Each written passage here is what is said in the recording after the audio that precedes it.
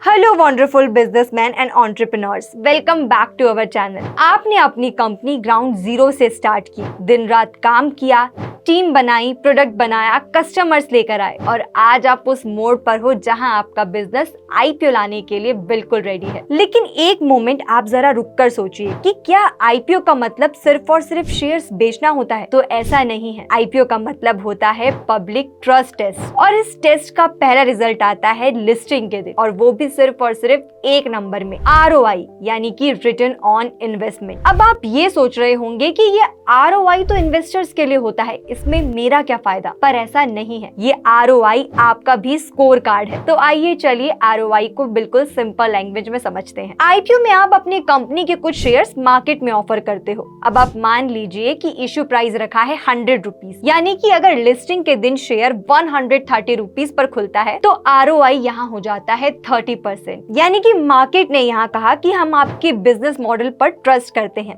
आपके फ्यूचर पर ट्रस्ट करते हैं, आपकी टीम पर ट्रस्ट करते हैं और आपकी ग्रोथ स्टोरी पर भी ट्रस्ट करते हैं। अब अगर मान लीजिए ROI -10% हो गया, यहाँ इसका मतलब है कि शेयर 90 रुपीज पर खुला है, तो मार्केट का सिग्नल है कि ये आईपीओ ओवर वैल्यूड था या स्टोरी कन्विंस नहीं कर पाई। और ये बात सिर्फ एक नंबर तक लिमिटेड नहीं रहती, ये इम्पैक्ट करती है आपकी मार्केट रेप्यूटेशन, इन्वेस्टर्स रिलेशन और future fund raising. Now let's look at some real world examples. जब जोमेटो ने आईपीओ लॉन्च किया तो लिस्टिंग डे ROI था अप्रॉक्स 52%, यानी कि इन्वेस्टर खुश, मार्केट एक्साइटेड और जोमेटो ने उसी मोमेंटम पर अगले राउंड्स में और ज्यादा कैपिटल रेज किया। अब चलिए पेटीएम की बात करते हैं। लिस्टिंग डे ROI नेगेटिव था, इन्वेस्टर्स डिसअपॉइंटेड थे, मीडिया क्रिटिसिज्म इंटेंस था और वैल्यूएशन शॉर्ट टाइम में हाफ से भी कम हो गई थी। अब दोनों ने ही अपना आईपीओ लॉन्च किया, पेटीएम ने भी, जोमेटो ने भी, लेकिन दोनों का आउटकम अलग था क्योंकि ROI ने मार्केट का असली फीडबैक दिया। तो अगर आप एक फाउंडर हो तो आपको ROI सिर्फ एक फाइनेंशियल मैट्रिक के रूप में नहीं देखना चाहिए,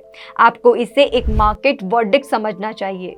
और गुड न्यूज ये है कि आप अपने आईपीओ का ROI इन्फ्लुएंस कर सकते हो। तो वो कैसे? तो चलिए समझते हैं।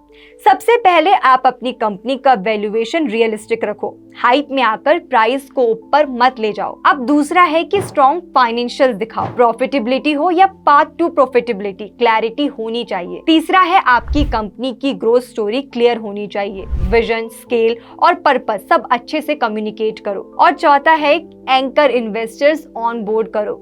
ये बड़े प्लेयर्स मार्केट में एक कॉन्फिडेंस बिल्ड करते हैं और ये छोटी छोटी चीजें मिलकर एक बड़ा ROI इफेक्ट क्रिएट करते हैं। तो देखिए, आईपीओ लाना एक बड़ा स्टेप है, लेकिन लिस्टिंग के दिन का ROI उस सपने का पहला पब्लिक रिजल्ट होता है। अगर ROI आपका स्ट्रॉन्ग है तो आपका ब्रांड ऊपर जाता है, मीडिया पॉजिटिव होती है और नए नए इन्वेस्टर्स अट्रैक्ट होते हैं। और वहीं अगर आपका ROI वीक है तो आपको बार बार अपने बिजनेस मॉडल को जस्टिफाई करना पड़ता है और कभी कभी वो एक साइकोलॉजिकल डेंट भी होता है, टीम और मार्केट दोनों के लिए। तो नेक्स्ट टाइम जब आप आईपीओ की प्लानिंग करें तो सिर्फ ये मत सोचें कि कितना पैसा रेज होगा, ये भी सोचें कि लिस्टिंग के दिन मेरा ROI क्या मैसेज देगा, क्योंकि वही मैसेज आपके बिजनेस की नेक्स्ट जर्नी का डायरेक्शन सेट करेगा। अगर आप एक फाउंडर हो और आईपीओ प्लान कर रहे हो या उस प्रोसेस में हो तो ROI को एक इन्वेस्टर मैट्रिक नहीं, फाउंडर मैट्रिक समझकर अप्रोच करो, क्योंकि एंड में आईपीओ का ROI बताता है मार्केट ने आपकी कहानी सुनी और उसे एक्सेप्ट किया या रिजेक्ट किया। तो ये थी in detail explanation about ROI, और इसी तरह से आईपीओ से रिलेटेड टर्मिनोलॉजीज और हर अपडेट पाने के लिए सब्सक्राइब करें इंडिया IPO।